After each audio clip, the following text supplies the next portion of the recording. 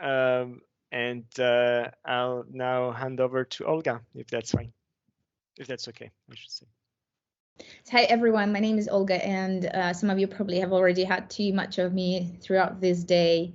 I am a PhD student with the Open University, and I'm doing my research on Russian IT businesses. And today I would like to share with you my thoughts and my work in progress on what I call the delusive leadership of the Russian IT business. So what's the background of my study? Initially, I was departing from the point that IT and the internet technology is one of the most surging area of technological development worldwide. And as you can see from the examples of the outside in the international markets, you can tell that the well-developed IT infrastructure grants the leadership position of the state at the international arena, and this is quite important for countries at the country level.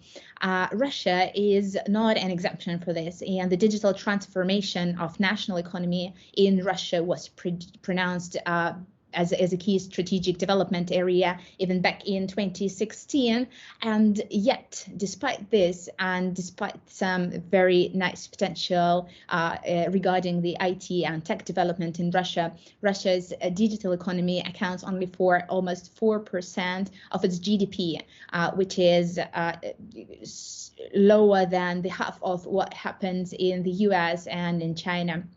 Also, Russia scores as the country the last in the ranking of the ease of doing digital business.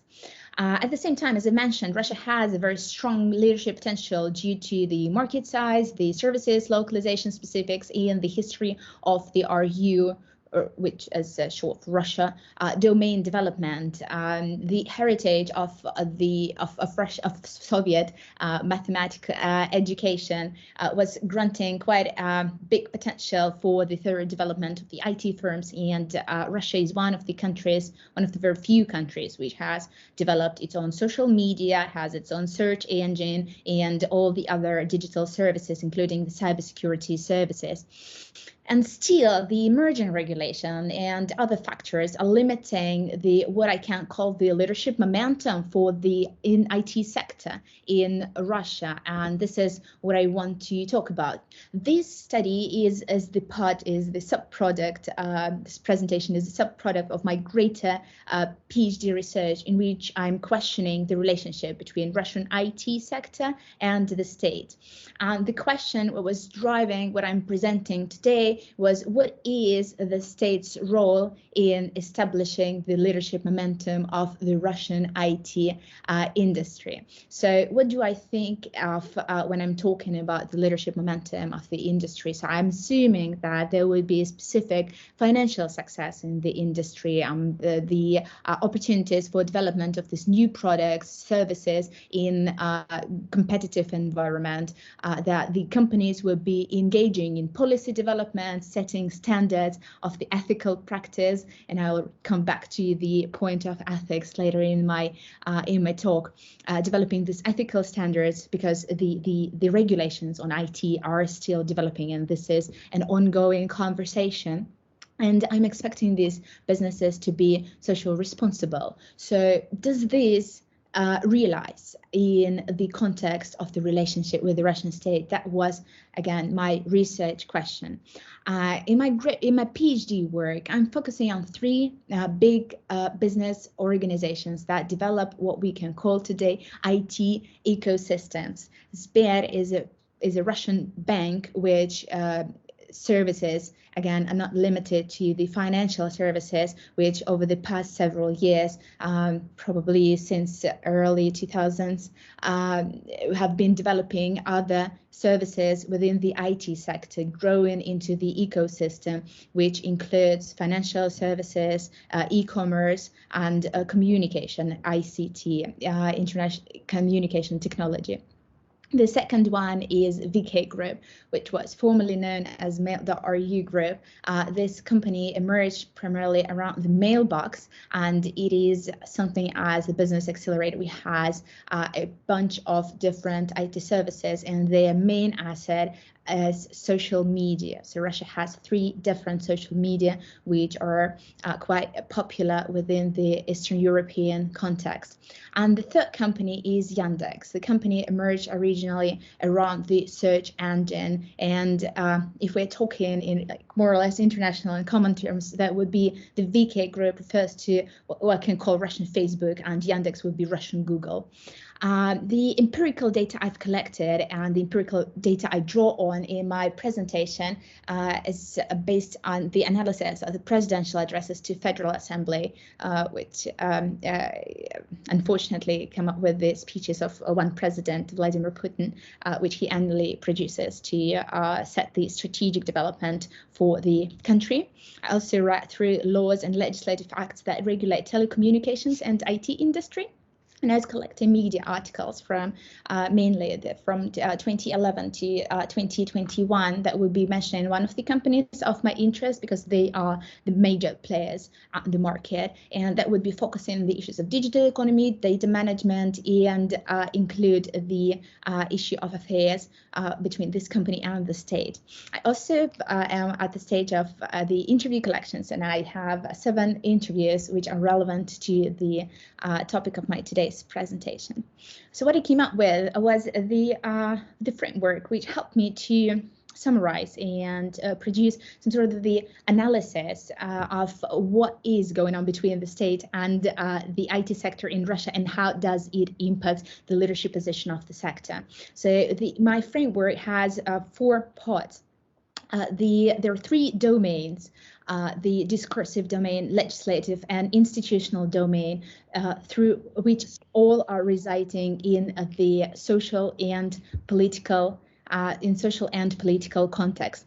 The different configurations of these 3 levels will create different conditions which may either favor or limit the leadership momentum for the developing of the leadership position of the IT sector in Russia. So what do I mean by this? These 3 have been the most commonly referred, and this is what I've summarized as these important domains.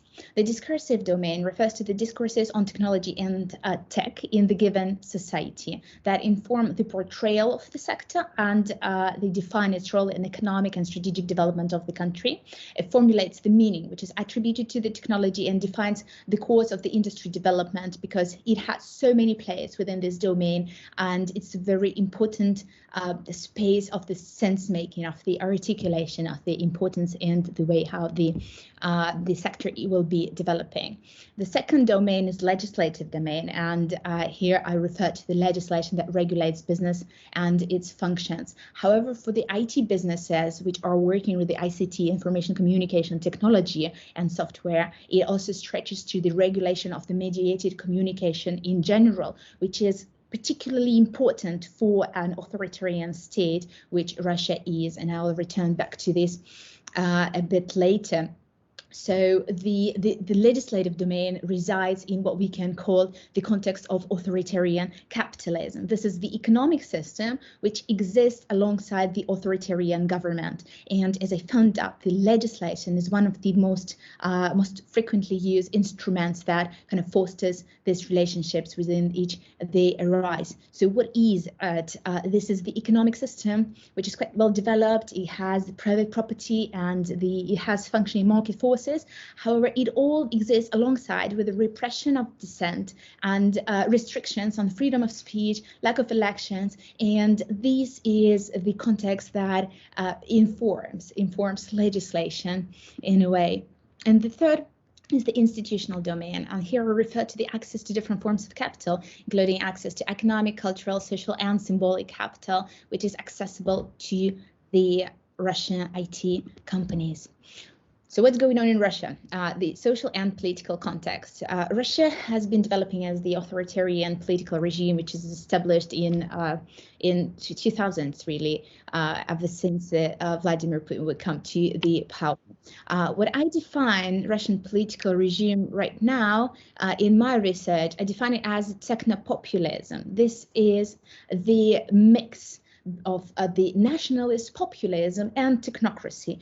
Both exist alongside with each other, and both are utilized by the state to legitimize its actions and to continue with its development.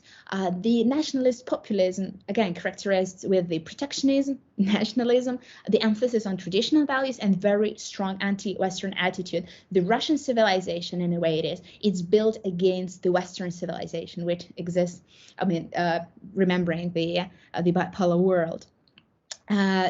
Regarding the business climate in Russia, there was a declared separation of business and political power, which came with the very rough decisions of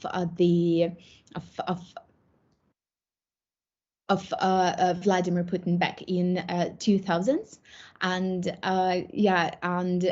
there is this declared separation of business and political power, where the business has not much chance to be involved in politics. That was the primarily motto of that period of time. And at the same time, the state has a significant share of in large business and owns this business. Am I having a problem with the display in my presentation? Everything's fine because I see. No, everything is fine. Okay, thank you. Okay, so the state grows its internet to the IT businesses as in the late 2000s, and it was triggered by what happened in the Ukraine with the Orange Revolution, and the Arab Spring also frightened Vladimir Putin a lot, including mass protests back in 2011, and then quite recently in 2018 and 2019, the state takes a look to the IT businesses, and after establishing control over traditional media, it started developing new practices of control over the new media and IT platforms. And what we can see as the context in which this relationship between IT sector and the state are emerging is the increasing state control and repression, the political prosecution of opposition, journalists, human rights NGOs. This is the current reality in Russia, and the limiting freedom of expression, which happens both online and offline. And now moving to the topic, of relationship between the state and the IT. The discursive domain, it's quite interesting. I must learn it from analysis of these speeches of Vladimir Putin in his address to the Federal Assembly. So the technological breakthrough was produced at the state level as the main idea of developing technological leadership in the country. But this development of the technology is presented in this populist Manichaean logic. And as you can see from the quote from 2018 address of Vladimir Putin to Federal Assembly, the technological development is put as a must, as the mobilization instrument which puts the nation together, because the nation needs to save itself against usually the evil West. And Vladimir Putin particularly sees the technological development as the must to save the sovereignty, to protect the sovereignty of the country, and to protect the existence of the country itself.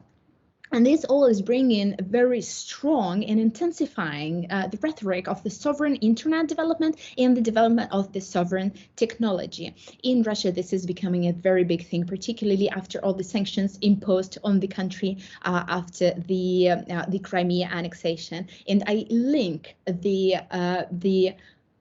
going down emphasis and the influence of the populist mobilization after the Crimea annexation with the emerging new national idea, the idea of technological empowerment, technological superiority at the international level. So this was found like a new the new idea, but this technological development must be occurring within the guarded sovereign borders of the state because it has to save the sovereignty of the state.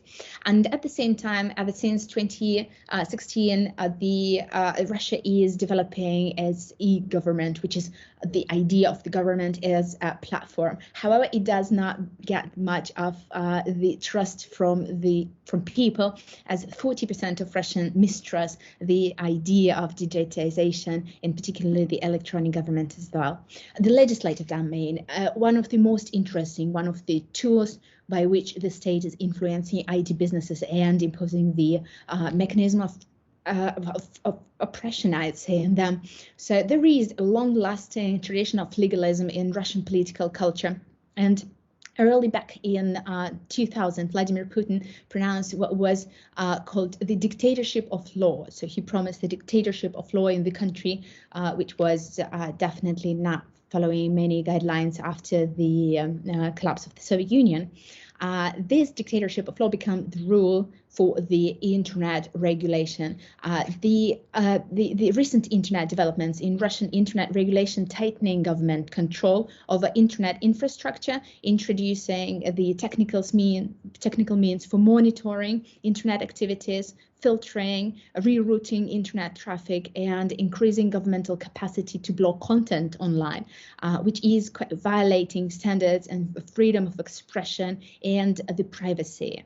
And this legislation doing that is quite declarative, and this becomes the tool to maintain control over the business and society. In the way the legislation on tech is very broad, and you can interpret it in many different ways. And with the absence of the concept of the good faith in Russian legislation to begin with, it makes the field and the development within this field quite problematic.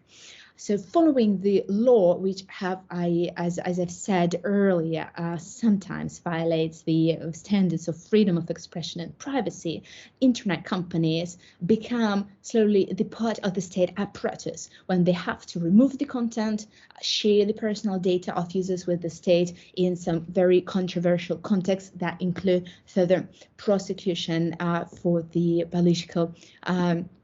political purposes.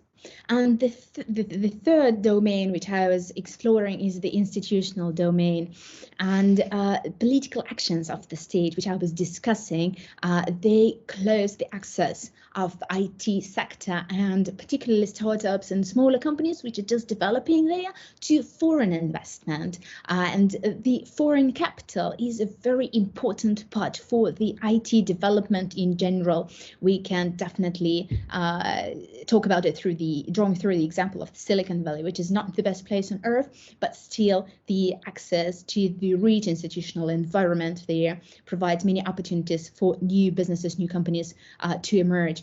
And these political actions, they also do lower the business confidence in the country's legal system, remains weak. So the investment attractiveness of Russia is dropping ever since the Crimea annexation and before that, but that was the turning point. The state provides incentives for IT companies. It does issue tax exemption, soft loans, supports business accelerators, and issues governmental support programs. One of these is the example of the National Digital Economy National Project, which was unpacking back from 2018, and it still remains very declarative in its nature. And as I've been talking to, thank you, Charles. I'm coming towards the conclusion. So as it was happening, the Digital Economy National Project pronounced as, again, national project engaging many organizations of the public sector and businesses into this development of the new source of economy, would be not bringing much of the result. And people I've been interviewing, they've been talking about this, that it does not really help to develop a great institutional reach environment for these businesses. So what I can say from that, there's only established businesses can cope with these institutional restrictions, the lack of the access to the capital, lack of the access to the support, and frankly, the competition and the stakes for business development in the IT sector for these companies are quite high. And therefore, the market becomes limited basically to 3 companies. And meanwhile, these 3 companies are in a way controlled by the state. To a certain extent, the 3 companies I was talking about, this Sberbank is run by the is affiliated in the state, and it's run by the CEO who is loyal to the head of state. VK Group or Mail.ru, it was bought by a Russian oligarch close again to political establishment back in 2014. So at the time of the Crimea annexation, they're purchasing the asset which owns social media, and then the situation escalates quickly. And recently, this company, it was a few days ago, it was sold to 2 big media holdings, which again are ruled by people very close to the political establishment of the country. And the legislative pressure on Yandex, the 3rd company, back in 2019, brought to the point that the company's affairs are now overlooked by what it's called the NGO, the Public Interest Fund. This is the NGO. It's empowered to approve consolidation of 10 or more % of Yandex shares and monitor their activities regarding the company processing the user personal data and the affairs on intellectual property. So again, this public fund is overlooked by people loyal to the political establishment. So what do I want to say with this? I am coming to the point that the relationship between the IT sector and the state are limiting and closing the leadership momentum for the IT business in general in Russia. And what the state was doing is introducing the new means of the control, establishing this control over the sector by 3 means. The first one is introducing the sense-making mechanism, creating the idea of sovereign internet and sovereign development of the technology, which serves and legitimizes the government rhetoric, then using legislation as the tool of coercion. And it all has a very big implications on the institutional environment, which becomes literally the sterile environment in which the state is trying to substitute the market mechanisms with itself. And it has a very significant impact and on the way the company is operating. And I'm talking for too long, and I probably will stop here, as the point of the developing and discussing the implications on businesses is another part of my research. Thank you so much. Thank you so much, Olga. So let's take a few questions. Indeed, you have talked a bit long, but anyway, I think it was positive because it helped you with the presentation. So if that's okay with everyone, because we have Dennis not presenting, we can perhaps keep 10 minutes for discussion, if that's okay with everyone. So there is one in the chat box that you can see. I'm happy to read it for you. So from King Yang. So Yeah. you're about sources, your language of your interviews, and interview data. So a methodological question, I guess.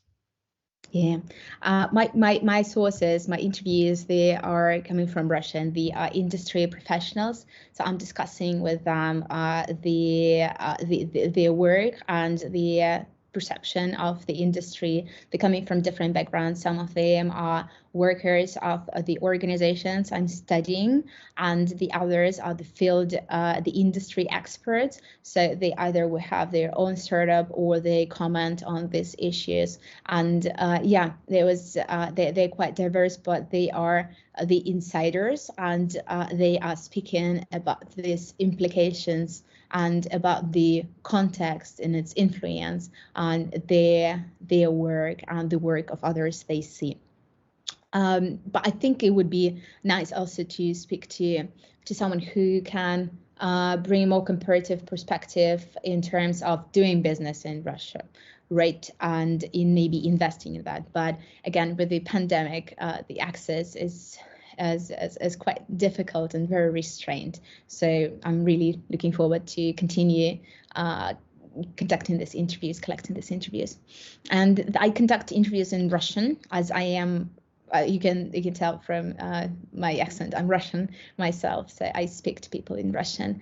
And yeah, my interview data, it's a lot, and I tried to summarize it here, and I found this framework, which is not very novel, innovative, but it helps me to discipline myself a little bit. And what I can tell about the interview data, which interests me the most, is a number of ethical questions that rise from it, and the negotiation of the responsibility of internet companies in authoritarian political regimes. And why is it important? I think it is important for not only for authoritarian context, it is important for Western, more democratic context, because this could be, I'm not saying this could be the future, but it highlights the dangers of of having very little accountability on the greater and empowering IT communication businesses. So I think that it would have a significant implication, and the Russia, unfortunately, following the China's example, provides us with many lessons to be learned, and an understanding of the importance of the sector, and introducing the tools of putting this under control. Thank you so much for these great questions. No, yeah, thank you so much. No, indeed, just to say that it's a very obvious fact that everyone knows that in addition to the US, in my understanding, only China and Russia have their own versions of the internet, or very large internet organizations. Trevor, do you want to come in, please?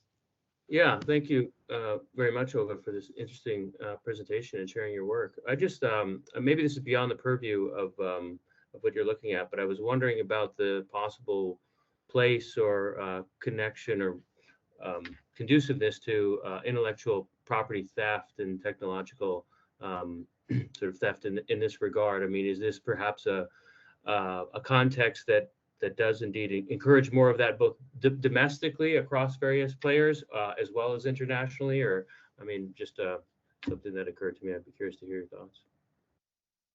The intellectual property and the and theft. I mean, around this.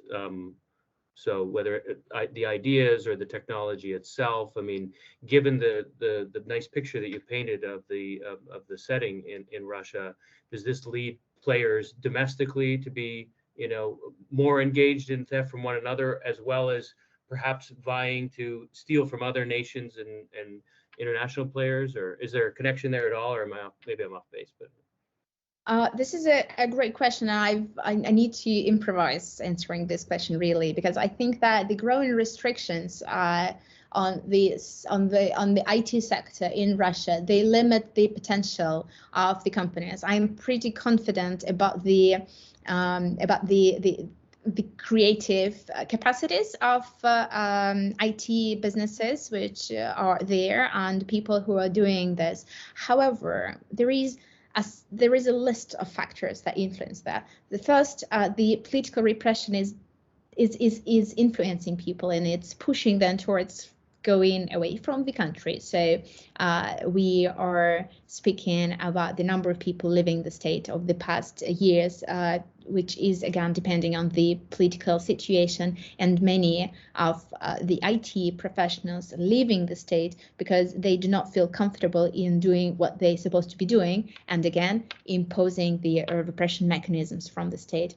And the second one is the development of the services. So they can be developed not as copycats from something which exists abroad, but they can be naturally developed. But if there is a small business, it does not have much potential to survive, because it would be eventually bought out by one of these three companies, and this is the greater interest of these companies, the services that they want to develop. And this is the similar situation what happens with the Google, which does not have much of the interest in developing the new services because it would create the competition, and who wants the competition when you are the industry monopolist? The same thing's happening in Russia. So answering your question, yes, it does not foster the development of new services and products, but does it foster the abuse of the intellectual property and stealing from other places? I'd say it's rather not. Rather, it kills its own product. That would be my conclusion. Thank you. Okay, very interesting. Let's see if there is another one. If anyone wants to make a comment or a question. No, yeah. Let's see. I don't see anyone, but I might be wrong. Yeah, and I'm not really sure that I'm pronouncing the name correctly. I apologize for that. She asked whether I see as the challenges of technology to leadership in the era of globalization. Oh, sorry. Yeah, exactly. I should have spotted that, but please answer if you want to.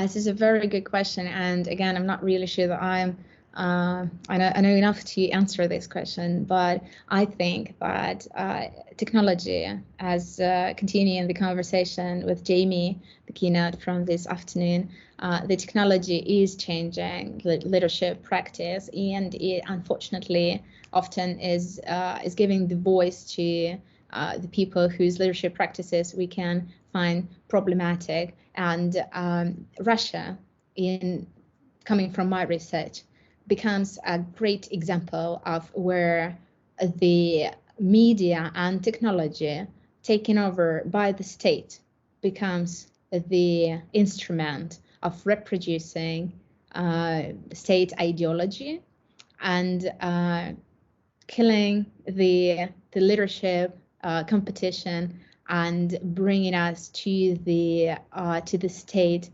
where it is not very possible to bring the grassroots movements and human organizing. So the legislation, and particularly legislation on technology, empowering IT companies and IT platforms to be the agents of the state. And Putin, as the president of Russia, has been long famous for his will of creating a very atomized society, and the society which would not self-organize. And in this case, what I'm seeing in Russia, it is impacting the leadership in two ways. The first, it amplifies the voice of the one who is political establishment through the technological media. And then it's using technology and IT companies to close the access to self-organizing and leadership for the civil society, which is quite dangerous, I assume. Things are not that terrible as I picture, but I'm highlighting to trends which are clear from my research.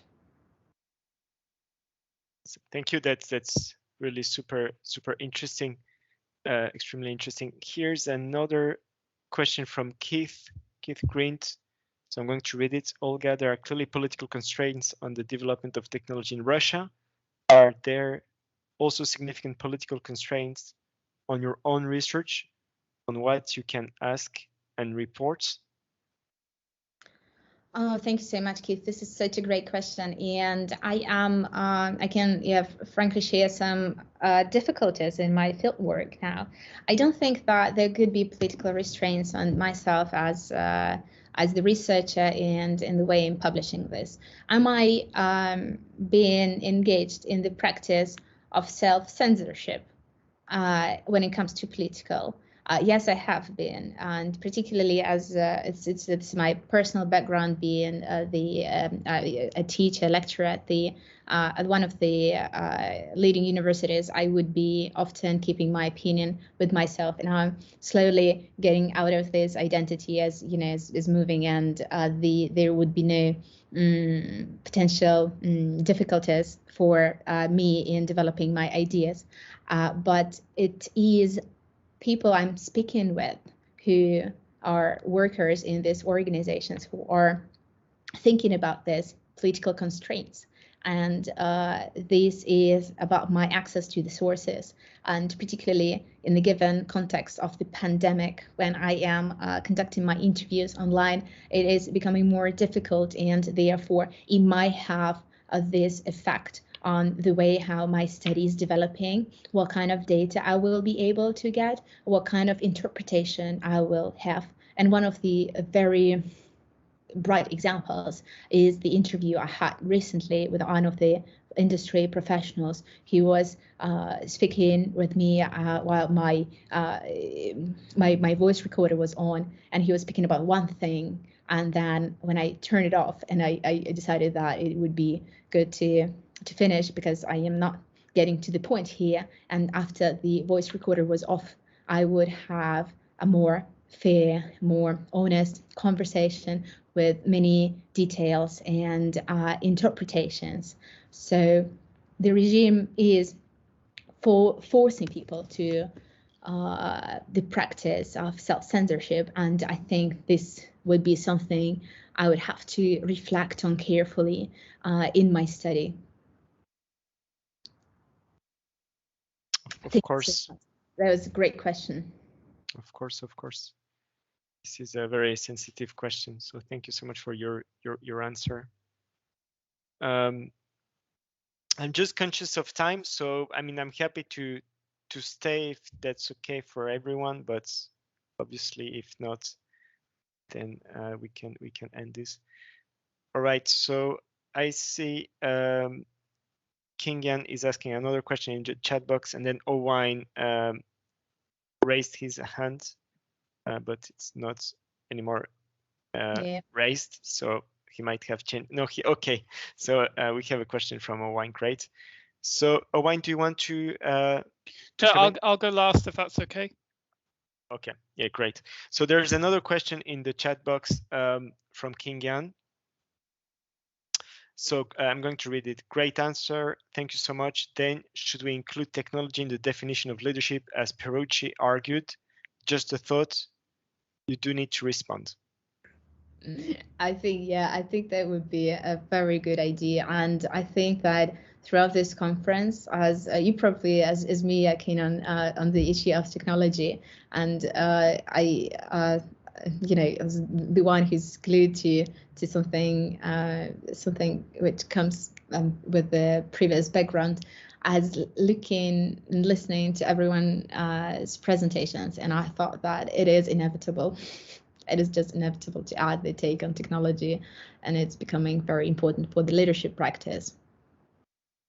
Thank you so much. These are all brilliant questions.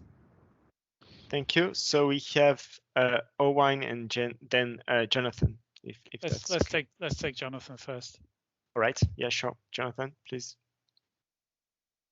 Olga, thank you very much. I've been watching you on this screen for nearly 12 hours now, and you must be as fizzy-eyed as I am. You did a brilliant job at presenting this. I'm a bit involved with some work in a country that is run by some very dangerous authoritative people. So the people who I'm working with and convening with are using social media and normal web, online technology, communication technologies of various kinds, in an environment in which caution is very sensible. So this is not Russia and nowhere within the Russian orbit. It's somewhere completely different part of the world. But one of the things I found is that people are on their smartphones switching between different kinds of apps to communicate and have different kinds of conversations. and including in those conversations, sometimes the same people having same conversation. I'm always myself rather nervous. I'm going to slip, and have the wrong sort of conversation on the wrong app. If I mean, but it seems to be just appearing a sort of habitual ability to inhabit a number of different conversational domains, almost at the same time, or sort of synchronously, asynchronously, but sequentially. And I just wondered whether your interviewees and your work has shown anything like that, because clearly my experience here is that, as it were, the communications the technology is not one thing. It's not one place. It's very nuanced interleaving with what it is to be a citizen in that place. Yeah, this is a very good question. Thank you so much, Jonathan, for asking this. In my interviews, I would not speak about the communication practice of people themselves. I would rather speak about the impact of the institutional. So we're talking about the level, the meso level, at least the organizational level. But I can tell from the previous research that this is happening, and from what I see as the conversation in Russia, it is again depending very much on the interest of the state in a particular technology, as the level of trust would be changing to different technologies. So we exist in Russia. There is the quite repressive context where the freedom of political expression is quite limited, and often you might be penalized quite significantly for a certain way of behavior, as many people in Russia will be prosecuted for, let's say, their tweets, which the state find controversial or problematic. So therefore, the people today, they are definitely in Russia, they are becoming more cautious about the way they're using their technology, and the platform which provides more trust or less trust in terms of speaking publicly and communicating their ideas publicly, as well as communicating in private. Because again, the IT companies, which I'm talking about, they do have the access to all the communication between people. And the legislation for which Russia was fighting, and it was quite, had a very big discussion. It was about the regulation that would oblige communication companies to save the copy of localized copy of personal data. So all the message exchange between all the users, let's say of Facebook, it should be stored on the territory of Russia at the servers and data storage facilities on the territory of Russia. And if you think about it, this is a very hypocritical law, because this is not about the care of the state about the personal data of their citizens, but this is about the access to what is happening on the Facebook, right? And the communication on the Facebook. And so they only want it as a matter of national security. So yeah, and this is why I'm thinking about the way, and I'm discussing the way how these companies that develop the services, they inevitably fall under the state, and they become their colleague of theirs in the matter of repression / maintaining state security. I don't know if it answers your question, but there is a lot of tension regarding the communication in Russia these days. You're on mute. It just made me think that this kind of concern about private private correspondence is not unique to Russia. You look at Trump launching his own social media platform and the rise of Signal and Telegram in the US. Clearly, the same sort of concerns are around there. However justified they are, I don't know, but people feel it. Yeah, they do. Thank you very much. Thank you so much. Great question.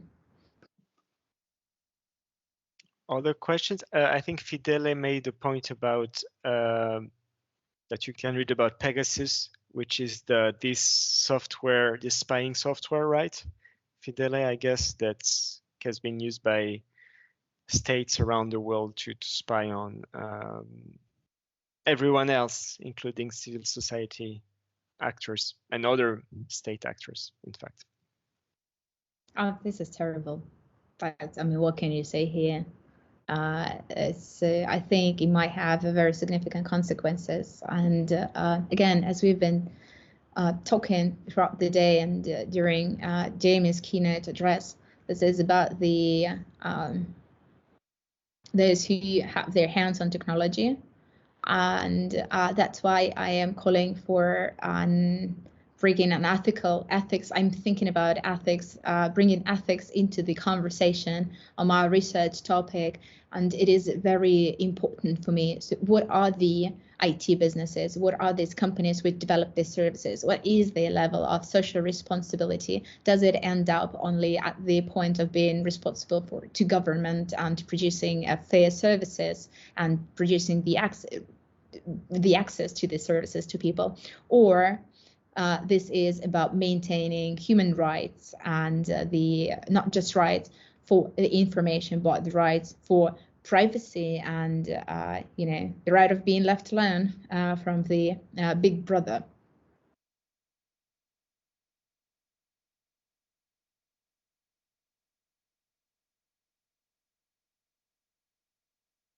Okay. I just posted a comment, which was just a side point.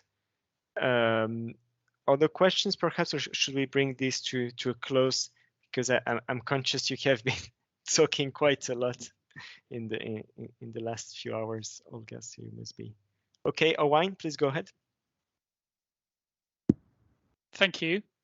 I just wanted to do the embarrassing supervisor thing to close, to say, Olga, you're such a talented young scholar. It's been great to hear you today. You've worked incredibly hard as well today. For those of you who don't know, Olga's been working really hard at the networking as well all day. So I just wanted to extend my appreciation and admiration for what has turned into Olga Day at ISLC, I think. So thanks a lot, Olga. You've been amazing today. And yeah, it's great research.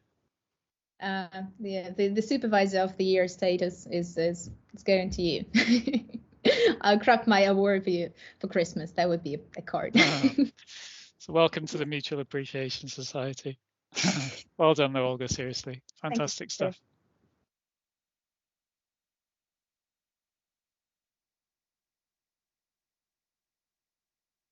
Okay, brilliant.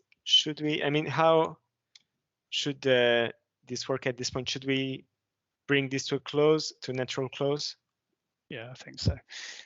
Just to flag with people that we can engage in some exciting wellness through sound at 4:30.